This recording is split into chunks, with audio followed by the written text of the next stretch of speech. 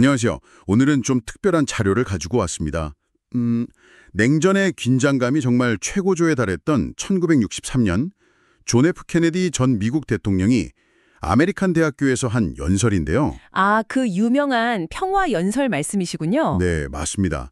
당시 상황이 상황이었던 만큼 이 연설에서 케네디는 핵시대의 평화에 대해 뭐랄까 놀랍도록 현실적이면서도 또 희망적인 그런 구상을 제시합니다.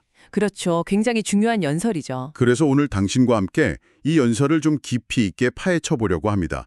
그냥 내용 요약만 하는 게 아니라 당시 그의 메시지가 왜 그렇게 중요했고 또 그게 오늘날 당신에게 어떤 울림을 주는지 그 핵심을 짚어보는 거죠. 자, 그럼 시작해 볼까요? 네, 좋습니다. 먼저 케네디는 연설에서 진정한 평화라는 개념을 꺼내는데요. 이게 그냥 우리가 흔히 생각하는 전쟁 없는 상태, 그 이상이라는 거죠. 맞아요. 단순히 전쟁이 멈춘다고 다가 아니라는. 네, 뭐 미궁의 힘으로 억지로 유지하는 질서, 그러니까 뭐 팍스 아메리카나라고 하잖아요. 그것도 아니고. 힘에 의한 평화. 그렇죠. 아니면 뭐 죽음의 고요함이라든지 노예 상태의 안전 같은 것도 아주 명확하게 선을 긋습니다. 그 지점이 중요해요. 케네디가 생각한 평화는 훨씬 더 적극적인 개념이었거든요. 아, 적극적인 개념이요? 네, 삶을 가치 있게 만드는 평화. 그러니까 인간과 국가가 성장하고 또 희망을 갖고 더 나은 삶을 이렇게 건설해 나갈 수 있게 하는 그런 종류의 평화를 말한 거죠. 미국인만이 아니라 모든 인류를 위한 평화, 그리고 당대뿐 아니라 영원한 평화를 추구해야 한다고요. 와, 정말 그 당시 맥락을 생각하면 상당히 파격적인 정의네요. 네, 그렇죠. 단순히 전쟁이 없는 상태, 이걸 넘어서 인간의 존엄성이나 발전 같은 거를 평화의 핵심 요소로 본 거니까요, 이게. 뭐랄까, 그냥 이상적인 외침이 아니었어요. 이상적인 외침이 아니라면요? 바로 그 핵무기라는 아주 냉혹한 현실 인식이 바탕에 깔려 있었던 거죠. 핵시대라는 절박함에서 나온 필연적인 결론이었다고 볼 수 있습니다. 아, 핵시대의 현실 인식, 그 부분도 좀 더 자세히 설명해 주시죠. 케네디는 핵무기가 이제 모든 게임의 룰을 바꿔놨다. 이걸 아주 명확하게 인지하고 있었어요. 그는 연설에서 강력한 핵무장을 갖춘 강대국들이 서로를 파괴할 수 있는 시대에는 전면전이라는 게 말이 안 된다. 이렇게 단언합니다. 전면전은 의미가 없다. 네. 왜냐하면 단 한 발의 핵무기가요. 2차 세계대전 당시 연합군 전체 공군력이 쏟아부은 폭탄보다 거의 10배의 파괴력을 가졌거든요. 10배요? 아, 상상하기 힘든 수준이네요. 그렇죠. 게다가 핵 교환으로 생기는 그 치명적인 독성 물질, 방사능 낙진 같은 것들이 전 세계와 심지어 미래 세대에게까지 영향을 미칠 거라고 경고했죠. 정말 끔찍한 이야기입니다. 여기서 케네디의 통찰이 돋보이는 게 단순히 그 파괴력만 경고한 게 아니라는 점이에요. 그는 매년 수십억 달러를 무기 확보에 쓰는 것, 이게 평화 유지에 뭐 필수적일 수는 있겠지만 네. 이게 파괴만 가능하지 창조는 불가능한 비축물을 확보하는 게 유일하거나 혹은 가장 효율적인 평화 보장 수단이 아니라고 지적한 겁니다. 네. 오히려 이런 경쟁 자체가 비합리적이라고 본 거죠. 아, 그렇군요. 그러니까 핵무기로 다 같이 망할 수 있다는 그 냉엄한 현실이 오히려 역설적으로 평화를 반드시 추구해야만 하는 가장 강력하고 합리적인 이유가 된다. 이렇게 본 거군요. 정확합니다. 군비 경쟁이 당연시되던 그 시절의 사고방식의 틀을 완전히 깨는 발상이었죠. 네. 이건 사실 오늘날 국제 분쟁이나 군축 문제를 바라보는 당신의 시각에도 여전히 좀 중요한 질문을 던지는 것 같아요. 그렇죠. 여전히 유효한 관점이죠. 이런 현실 인식을 바탕으로 케네디는 이제 우리의 태도 변화를 아주 강력하게 촉구합니다. 네, 태도에 대한 이야기가 나오죠. 먼저 평화 자체에 대한 태도인데요. 평화는 불가능하다, 뭐 비현실적이다, 이런 생각들 있잖아요. 네, 많죠. 이걸 아주 위험한 패배주의적인 신념이라고 규정해요. 그러면서 인간이 만든 문제는 인간이 해결할 수 있다, 이렇게 강조합니다. 아주 희망적인 메시지네요. 네, 거창한 목표나 구호보다는 좀 더 실용적인 접근을 제안하는데요.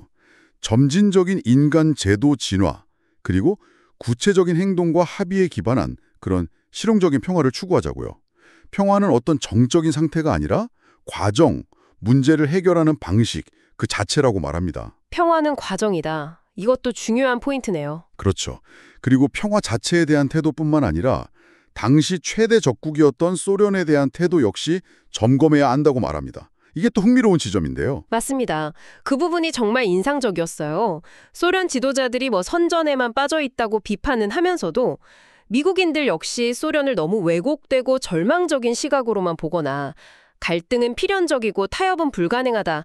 이런 함정에 빠지면 안 된다고 경고하거든요. 그러니까 적대국에 대해서도 객관적인 시각을 유지하라는 거군요. 네. 이념적으로 그렇게 적대하는 상황 속에서도 공통점을 찾으려고 노력해야 한다고 역설했죠. 예를 들어 미국인이든 소련인이든 보통 사람들은 다 전쟁을 혐오한다는 점. 특히 소련이 2차 세계대전에서 겪었던 그 엄청난 고통을 상기시키기도 하고요. 아, 소련의 피해가 막심했죠. 네.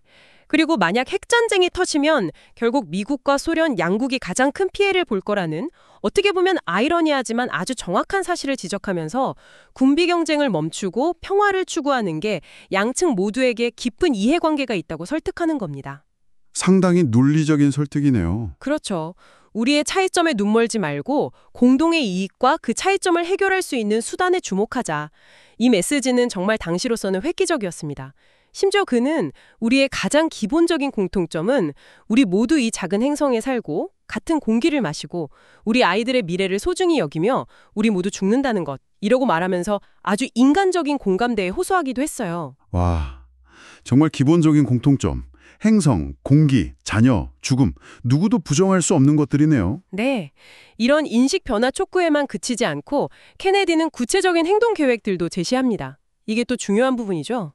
어떤 것들이 있었나요? 우선 위기 상황에서 오해를 줄이기 위한 모스크바 워싱턴 간 직통 전화선, 흔히 핫라인이라고 하죠. 네, 핫라인. 그 핫라인 설치를 제안했고요. 또 군비 경쟁의 강도를 좀 제한하고 우발적인 전쟁 위험을 줄이기 위한 군비 통제 조치, 예를 들면 제네바 회담 같은 것들을 언급합니다. 그리고 궁극적으로는 군비 폐지를 목표로 하는 전면적이고 완전한 군축을 추구해야 한다고 말했죠. 목표는 완전 군축이었군요. 네. 그리고 특히 아주 시급한 과제로 핵실험 금지 조약 체결을 강조했습니다. 이걸 위해서 모스크바에서 고위급 회담을 시작하기로 합의했다고 발표까지 해요. 아, 구체적인 합의 내용까지 발표했군요. 네. 더 나아가서 다른 국가들이 대기권 핵실험을 제기하지 않는 한 미국도 하지 않겠다고 선언합니다. 이건 단순한 선언이 아니라 신뢰를 구축하기 위한 아주 구체적인 조치였던 거죠. 정말 실용적인 접근법이네요. 그러니까 거창한 구호만 외치는 게 아니라 점진적인 제도를 바꾸고 구체적인 합의를 통해서 평화를 과정으로서 만들어가려고 했던 점이 아주 인상 깊습니다. 맞습니다.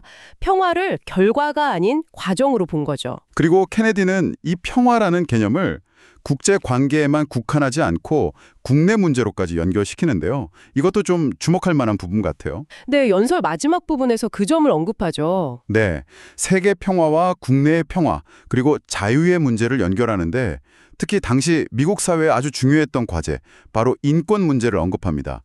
너무나 많은 우리 도시에서 오늘날 자유가 불완전하기 때문에 평화가 보장되지 않는다, 이렇게 지적해요. 국내의 자유 문제가 세계 평화와 연결된다. 그렇죠. 모든 시민의 자유를 보장하고 보호하는 것이 정부 모든 부처, 그리고 모든 시민의 책임이라고 강조하면서 아주 중요한 질문을 던집니다. 궁극적으로 평화는 기본적으로 인권의 문제가 아닌가 하고요. 평화가 인권 문제다? 네, 생각해보면 파괴의 공포 없이 살 권리, 또 자연 그대로의 공기를 마실 권리, 다음 세대가 건강하게 살아갈 권리 같은 것들, 이런 아주 기본적인 인권 문제와 평화가 맞닿아 있다는 거죠. 평화라는 어쩌면 좀 거대해 보이는 담론을 당신의 일상, 그리고 기본적인 권리의 문제로까지 확장시킨 겁니다. 상당히 깊은 통찰이네요. 평화의 범위를 넓힌 거군요. 네, 오늘 저희는 케네디 대통령의 1963년 평화 연설을 통해서 그 핵 전쟁의 공포 속에서도 이성과 실용성에 기반해서 평화를 만들어가자고 호소했던 그의 목소리를 들어봤습니다. 네, 냉전 시대의 그 절박함 속에서 나온 목소리였죠. 인류 공통의 이해관계를 강조하고 또 적대국에 대한 고정관념에서 벗어나라고 촉구하고 그러면서도 구체적인 외교적 해법을 모색했던 그의 접근 방식은 지금 다시 봐도 시사하는 바가 큰 것 같습니다. 그렇죠. 단순히 이상만 외친 게 아니라 구체적인 행동을 강조했다는 점이 특히 중요하죠. 맞아요. 그리고 케네디는 연설 마지막에 청중들에게 평화 그리고 적대자에 대한 당신 자신의 태도를 먼저 돌아보라고 요청했습니다. 네, 자기 성찰을 요구한 거죠. 이 연설을 들으신 당신께 마지막으로 질문을 던지고 싶습니다. 케네디의 이런 요청, 즉 평화, 그리고 나랑 다른 의견을 가진 상대방에 대한 당신 태도를 먼저 성찰해보라는 이 요청이 오늘날 당신이 마주하는 크고 작은 갈등이나 어떤 의견 대립 상황에서 어떻게 적용될 수 있을까요? 한 번쯤 생각해 보시면 좋겠습니다.